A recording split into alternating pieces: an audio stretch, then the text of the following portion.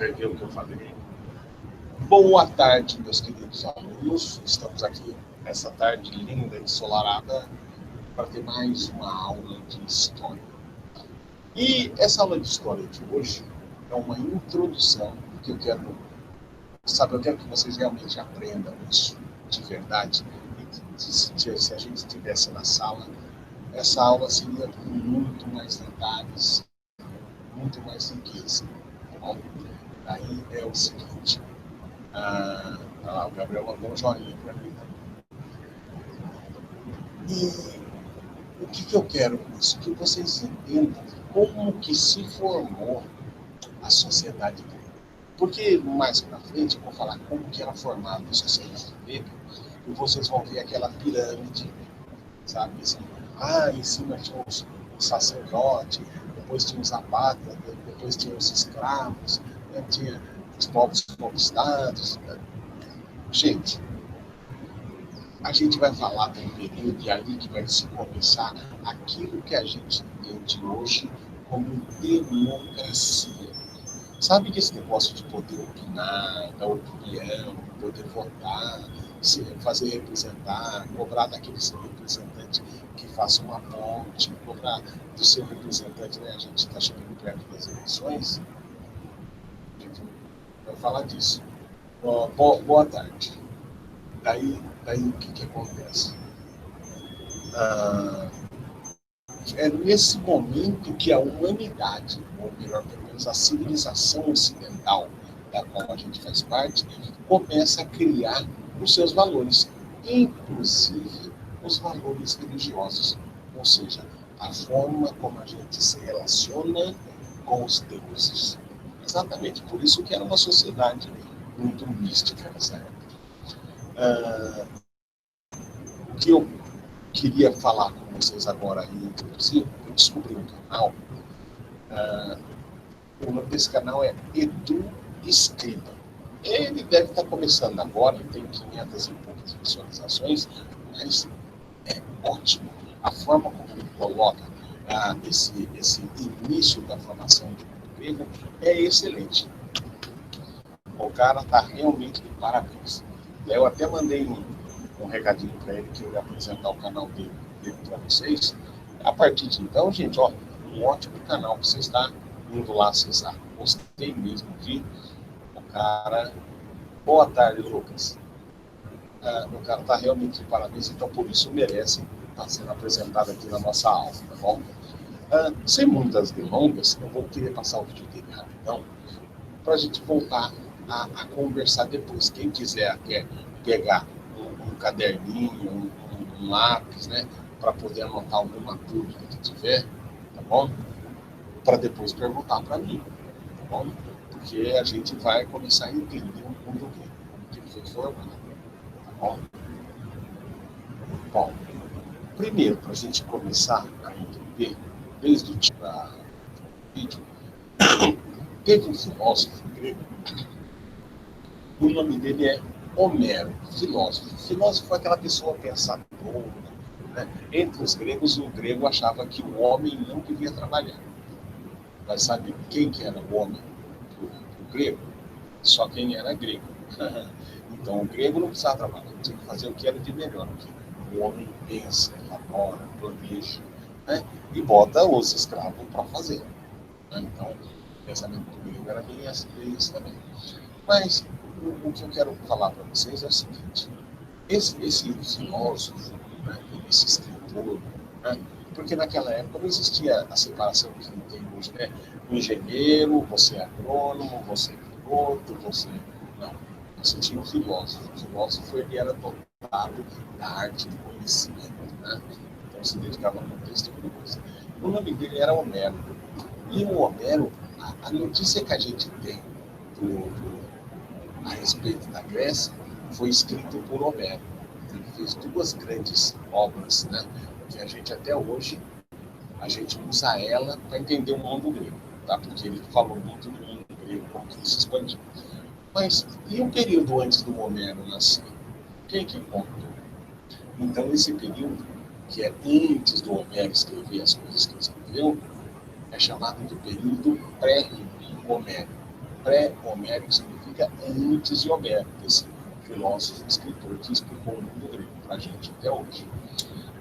Então, a gente vai começar desde o período pré-homérico, aquele período que não está na história grega oficial, que é a história grega, né, que a gente tem acesso, é a história contada pelo Homero, tá bom?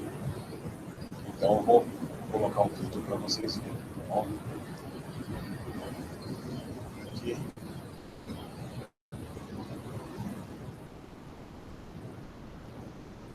Tá todo mundo vendo? Quero saber de vocês. Falem comigo aí no chat. Não quero dar mancada de passar o negócio e não tá passando nada, né? Tá todo mundo vendo? Beleza, Fernanda. Então agora eu quero que vocês prestem atenção. Ó, o canal que eu tô falando para vocês aqui, ó, Escriba Edu, tá bom? Procura lá se quiser assistir lá no próprio canal, ó, Grécia, América, mas isso aqui faz parte, ó, lá. Olha, olá, esse é o nosso quarto vídeo do canal Escriba Edu, tá? Uma coisinha, ó, tem tantas visualizações, mas o cara é muito bom, tá bom? Recomendo vocês irem lá. Ó, vamos começar a ver esse vídeo, tá bom? Boa.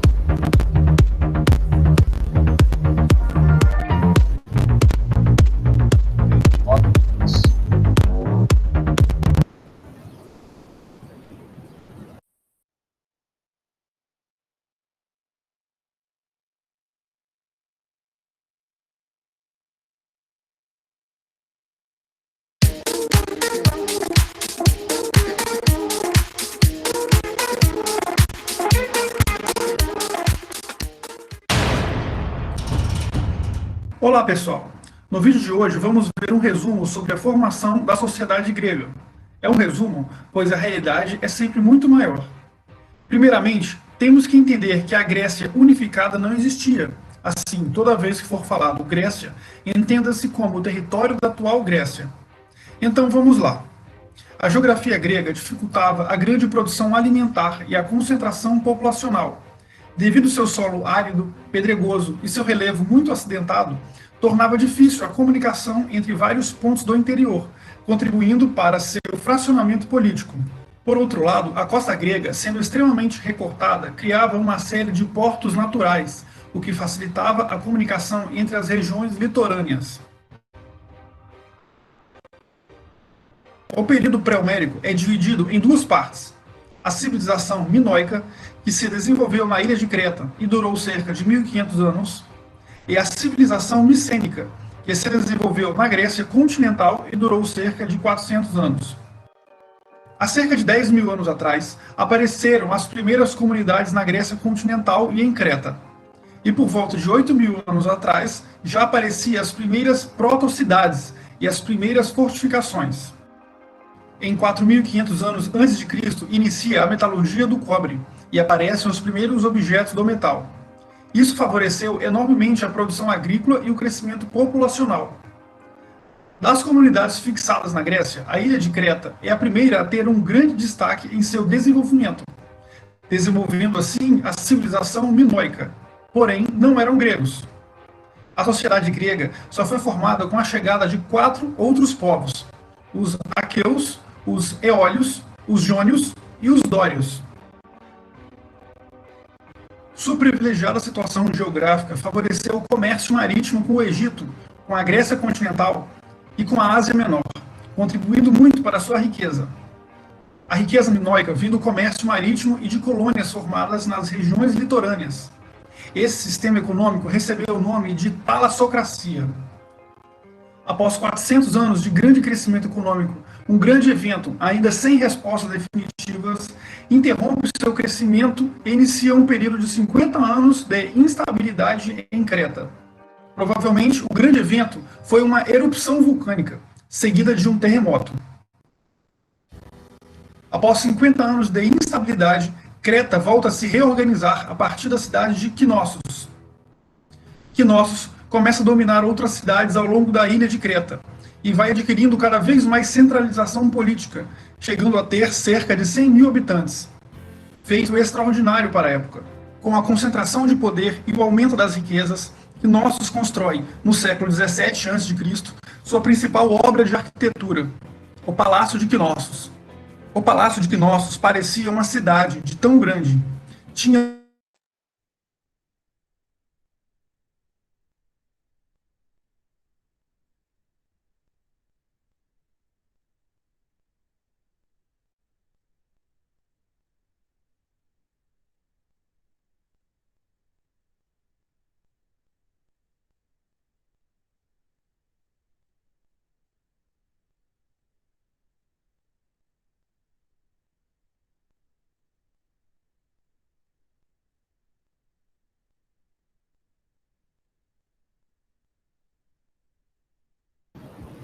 Então, dei uma parada, calma lá, tá bom, tá montado, voltei, eu vi que estava montado, mas eu dei uma parada porque agora ele vai começar a falar de um palácio.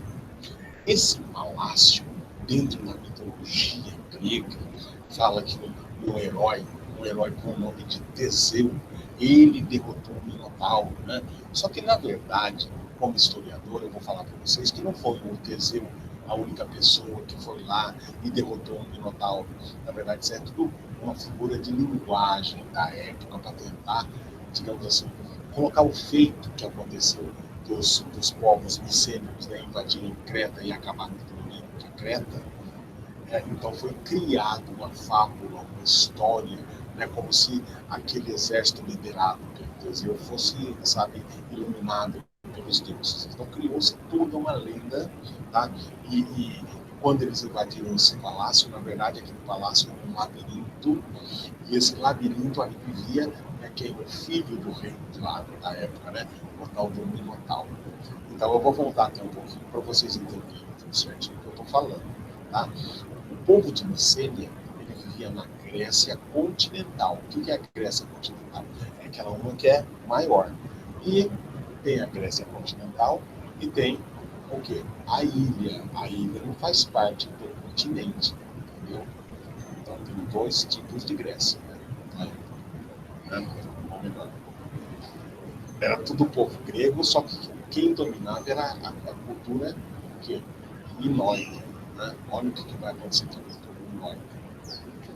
Todo esse gosto pela arte, esse gosto pela cultura, pela escrita, pelo cálculo, veio também do povo minoico. Eles criaram uma grande civilização, tá?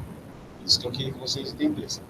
Então, eles vão lá e dominam o quê? A civilização micênica que está se formando ali. Não existia povo grego ainda. Entendeu? Coloca isso na cabeça. Não existia o chamado povo grego. Bom, vou voltar lá, vou colocar um ponto que eu acho que dá para todo mundo voltar a entender.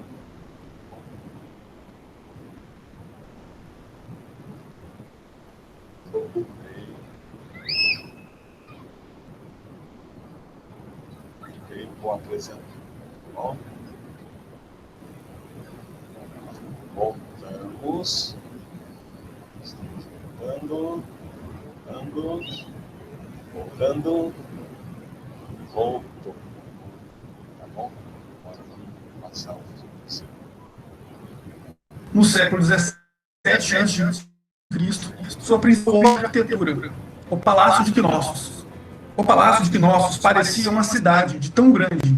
Tinha um colossal complexo com mais de 1.000 cômodos, dispostos sobre até 3 andares, e uma magnífica rua pavimentada que levava até o teatro, parecendo um verdadeiro labirinto de tão grande. Contudo, apesar do gigantesco palácio, os minoicos eram pouco militarizados e Creta quase não tinha fortificações. Tinham um refinado gosto arquitetônico, um senso de cor, um gosto pela vida e quase nunca exageradamente apegados ao misticismo. Enquanto a civilização minoica florescia, 3 dos 4 povos fundadores da civilização grega iniciam um longo período de imigração para a Grécia continental. Cada um dos três povos trouxe uma característica cultural fundamental para a formação da sociedade grega. Os eólios ocuparam a região da Tessália, os jônios ocuparam a região da Ática, e os aqueus fundaram várias cidades, mas a mais famosa é Micenas. Micenas foi se desenvolvendo e criando um movimentado comércio com outras regiões, e a entrada de riqueza os forçou a construírem grandes fortificações para proteger a cidade. Porém, Creta ainda exercia um forte domínio sobre o território grego e, de certa forma, tirava a liberdade dos outros povos da região. 400 anos após a fundação de Micenas, os micênicos procuram expandir sua influência e, assim, em 1200 a.C., o povo aqueu, liderado pelo jovem Teseu, resolve lutar contra a opressão de Creta e buscar a liberdade de seu povo. Porém, não seria fácil derrotar Creta. Segundo a lenda, Creta era governada por um monstro chamado Minotauro e habitava o seu enorme palácio, de tão grande parecia um labirinto. Dentro de seu labirinto, o Minotauro cobrava duas coisas dos povos dominados pelos minóicos: pesados impostos e jovens mulheres para servi-lo. Diziam que o labirinto era inacessível e todos os que tentaram entrar para enfrentar o Minotauro se perderam nas suas inúmeras dependências. Porém, Ariadne, uma das servas do Minotauro, resolveu ajudar Teseu a derrotar o Minotauro. Ariadne auxilia Teseu dando um rolo de linha, e à medida que Teseu vai adentrando no labirinto, ele vai esticando a linha. Assim, Teseu conseguiria achar a saída do labirinto. Com a ajuda de Ariadne, Teseu consegue vencer o Minotauro e traz novamente a liberdade para o povo de Micenas.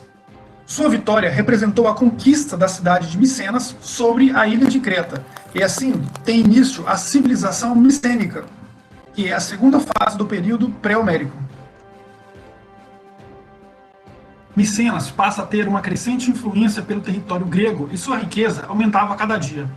Não demorou muito para Micenas dominar o comércio oriental do Mediterrâneo e depois ambicionar dominar o comércio oriental do Mediterrâneo. Porém, para isso, teria que enfrentar uma cidade que vinha ganhando muito destaque, a cidade de Troia. Neste momento, sobre a guerra de Troia, basta saber que os gregos se uniram sob a liderança dos aqueus e invadiram e conquistaram a cidade de Troia. Paralelamente a toda essa história, estava ocorrendo a imigração do último povo que faltava para compor a sociedade grega, os dórios. Com um incrível espírito militar, os dórios são fundadores das cidades de Esparta e Corinto. Posteriormente, se aproveitando por serem os únicos da região que sabiam a metalurgia do ferro, buscam atacar, saquear e destruir várias cidades da região, sendo os responsáveis pela conquista de Micenas e por iniciar um período de grande regressão cultural e econômica. As cidades foram saqueadas, abandonadas e houve um retorno à ruralização. A população se dispersou pela região, formando pequenas comunidades familiares, chamadas de genos. O espírito militarizado dos dórios foi tão grande que trouxe um empobrecimento da arte e a perda do conhecimento do alfabeto. E devido a isso, os registros desse período se perderam. Tudo que foi contado até agora faz parte do período pré-homérico. Mas por que o nome pré-homérico? Com a perda do conhecimento do alfabeto, foi Homero, séculos depois aos acontecimentos, que coletou histórias contadas oralmente e as reuniram em 2 livros, a Ilíada e a Odisseia. Assim, quase tudo que sabemos sobre esse período foi graças ao trabalho de Homero de escrever as histórias contadas oralmente. Em razão disso, o período posterior às invasões dóricas ficou conhecido como Tempos Homéricos, e o período anterior às invasões dóricas ficou conhecido como período pré-homérico. E aqui terminamos nosso vídeo. Muito obrigado.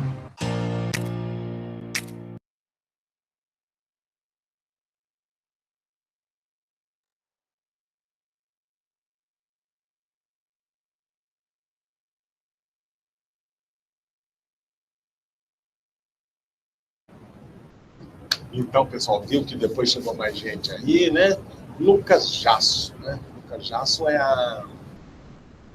Cara, o que é? Coloca um nomezinho aí pra mim, pra eu saber quem que é o Lucas Jasso. Que eu nunca vou lembrar.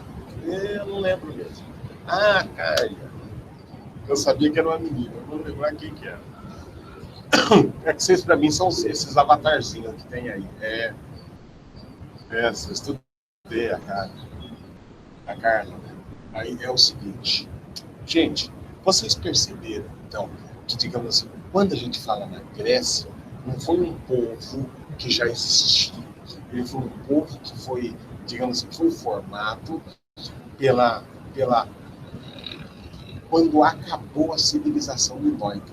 Então, todo esse gosto pela arte, né, esse gosto pela guerra, pela conquista, pelo comércio, é tudo fruto desses povos que foram se juntando e formando a chamada civilização grega, o pensamento grego, entendeu?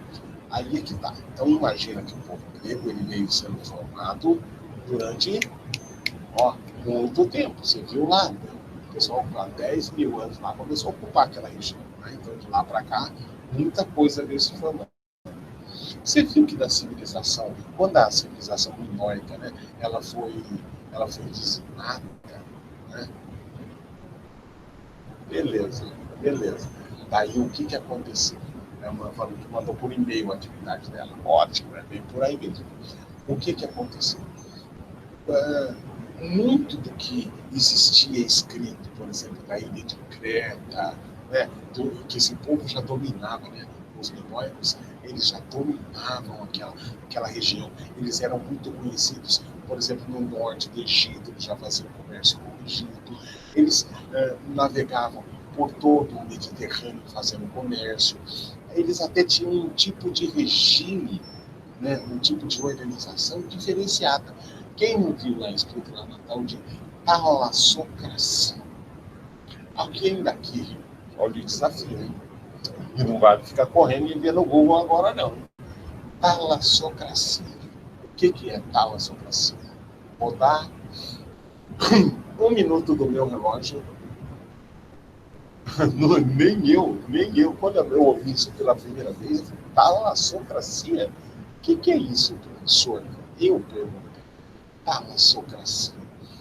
Na verdade, ali, essa tal de talassocracia, ela acontecia na onde a ilha de Creta, né? Os minoicos, povos minoicos, que dominavam lá. Eles não tinham democracia, não era uma ditadura, era chamada talassocracia. Sabe o que é talassocracia? É quando o maior comerciante, o maior, digamos assim, o cara mais rico, o cara que tem mais influência no comércio, que eles eram pobres comerciantes, é que vai comandar a cidade, né? Vai comandar tudo, entendeu? Vocês viram que ali na ilha de Creta, quando vai falando, fala, tinha várias cidades, mas depois uma única que ficou comandando tudo. Então, esse cara é que ocupava o trono do reino. E você viu só o que era o labirinto do Minotauro, gente? Era o palácio onde existia essa tal de talassocracia. Será que existia mesmo Minotauro lá? Eu penso que não.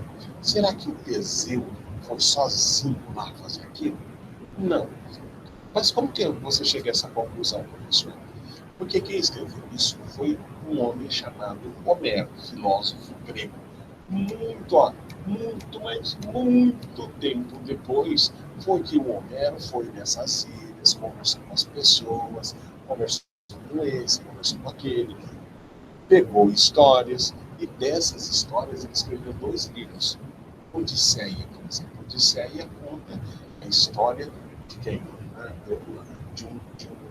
De um general que sai para conquistar. Só que, na verdade, o que é isso aí? Ele só está contando, na verdade, o expansionismo grego, como que o mundo grego foi caminhando, foi se expandindo. Isso daí que é. Só que é colocado naquela época, né, uma característica. Que característica que a gente tem na literatura grega? Sempre tem um herói. É um herói, que faz tudo. Não é o exército que faz as conquistas, é o fulano de tal. Né? Então dá nome, como se fosse, sei lá, uma saga de um determinado herói. Né? E na verdade a gente sabe que não é assim que acontece. Né? Ninguém faz nada sozinho. Né? Só que, lá para o entendimento deles naquela época, era assim que deveria acontecer. Bom, por que vocês têm que saber isso tudo que eu estou falando com vocês? Vai aparecer tipo Teseu, Hércules, mais ou menos, né? Na verdade, não eram os caras que tinham força, isso e aquilo. Na verdade, os caras inventavam. Imagina. Não pode aparecer para a gente como qualquer. Ele é um iluminado, um semideus, uma coisa assim. Né? Mas por que eu quero que vocês entendam isso? Porque nós vamos ter agora, nós vamos adentrar não mais a mitologia grega, não mais como se fosse a cultura grega, nós vamos adentrar ao quê? Como que se organizava, como que era a organização da sociedade grega. Quem que era o chefe, quem que era o general, quem que era o escravo, por que era escravo, por que ele era general, por que ele comandava. Bom, a gente vai ver agora, né, essa formação de duas grandes cidades. Claro que o mundo grego ele era várias cidades. Cada cidade tinha um tipo de governo. Imagina só, aqui quem manda é quem tem o cabelo comprido. Você vai na outra cidade, aqui quem manda é quem tem a maior unha. Você vai na outra cidade, não, aqui manda quem é mais gordo. Você vai na outra cidade, não, aqui manda quem é mais rico. Quer dizer, cada cidade grega, ela era organizada isoladamente. Por quê? Porque, como fala lá, existiam muitas montanhas e tal, então uma cidade não era perto da outra. Só dava para ir por mar e coisa e tal. Só que, dentre todas essas cidades, tem duas que a gente vai ter que conversar muito a respeito delas, porque elas são bem representativas do que era o mundo grego. Duas delas. Uma se chama Esparta e a outra se chama Atenas. Esparta, ela foi fundada, foi criada por um povo que formou um povo grego chamado Dórios. Né? E os Dórios, eles eram tudo gente. Os Dórios era tudo sangue no zóio. O que eu quero dizer com isso, gente? Os caras eram tudo guerreiro. A vida para os caras era combater, era conquistar. Então, a gente tinha os eólios, que era um povo mais refinado, um povo mais chegado à cultura. Então, quando esses dois povos se encontraram, o caldo cultural que se formou o quê? A cultura grega, que é tão militar quanto expansionista, quanto cultura. Pegou um pouquinho de cada. E Atenas, por exemplo, o governo é de forma diferente. Então, a gente está estudando Atenas e Esparta. E Esparta, quando foi fundada, ela foi fundada em cima de valores militares, onde a cidade tinha que ser a mais forte, a cidade tinha que ser a mais poderosa, quem que era o líder tinha que ser o mais forte. Né? Todo o cidadão espartano, ele era um soldado. Era preparado para ser um soldado. Né? Isso aí era a forma que eles viam. Já na outra cidade que a gente vai pegar como representação grega, ela se chama Atenas. Lá em Atenas, não. Lá em Atenas existia uma educação mais refinada, todo mundo era dado à arte, eles tinham um exército, eles eram dados também ao comércio. Só que eles não pensavam só em guerra como os espartanos. Tá bom? Eu até falei isso em umas aulas atrás. Por quê? Porque eu queria chamar a atenção a respeito da educação espartana. Né? Então, a criança de Esparta, quando nascia, ela completava, eu acho que era 10 anos, ela era tirada da família e a partir de então ela era preparada para ser um soldado espartano. Quando esse cara completava 18 anos, fala sério, o cara era um terror, imagina. Foi ensinado a matar de tudo quanto a gente, foi ensinado a ser um soldado e sobreviver na guerra. Agora já a criança, a educação espartana não, ela ia ter contato com literatura, as artes, né? com a preparação do físico, porque até a preparação do físico, né? Nessa época, aí só sobrevivia realmente quem tinha condição física para sobreviver. Não é que nem hoje, você nasce, você pede pizza pelo telefone. Não existia naquela época. Você tinha, ou se você não queria, você tinha que caçar. Então, nessa época era difícil encontrar gente boa. Né? Porque não tinha como, só se alguém fosse caçar por você. Alguém caçar por você, tinha que ser rico. Rei era rico. O povão não, o povão tinha que lutar mesmo. Então, essas duas cidades, elas são representativas do que é o mundo grego. Só que é o seguinte, cada cidade grega era diferente. Nós vamos pegar essas duas para tentar entender o mundo grego. E como que essas cidades, que eram chamadas de cidade-estado. O que é estado? Estado é um país, né? Mas por que elas são chamadas de cidade-estado? Porque cada cidade tinha suas próprias leis, a sua forma de se organizar. E a partir agora das outras aulas, a gente vai fazer o quê? Vai voltar lá naquele texto que eu já coloquei a respeito do mundo grego e dar uma lida nele com vocês.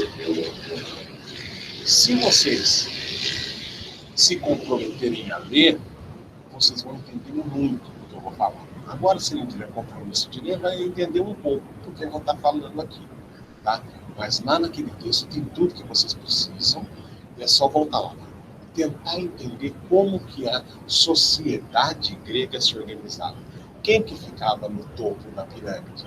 Quem que era a base da pirâmide? Entendeu? Então agora, nosso próximo passo é entender como que a sociedade grega se organizava. Daí sabe o que é o pior? A hora que a gente entender tudo como existia o mundo grego, daí o mundo grego acaba. Porque daí começa o mundo romano, porque os romanos vêm e conquistam o mundo grego. Só que para eles conquistar o mundo grego, vai aparecer um personagem aí. Alguém já ouviu falar do Alexandre o Grande? Alguém já ouviu falar? Coloca aí para mim se alguém já ouviu falar do Alexandre o Grande. A cara já logo do cara, eu. Isso daí. Então a gente vai falar um pouco, quando acabar o mundo grego, a gente vai falar do Alexandre o Grande, né? Porque ele que vai acabar expandindo o mundo grego. Mas você vai lembrar, você vai aprender aqui. Você vai ver o mundo grego vai se expandir tanto que vai ficar meio difícil, né?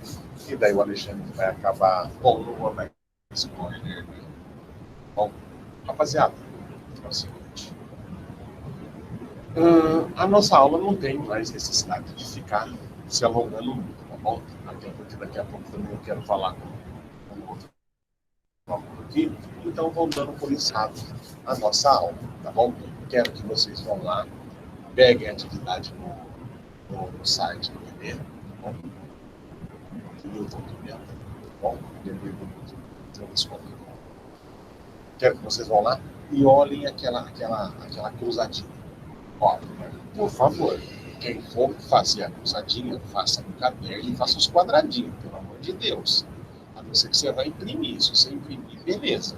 Mas não vem colocar só os nomes para mim, não. Tá bom? Tem um trabalho de fazer os quadradinhos lá. Tá bom?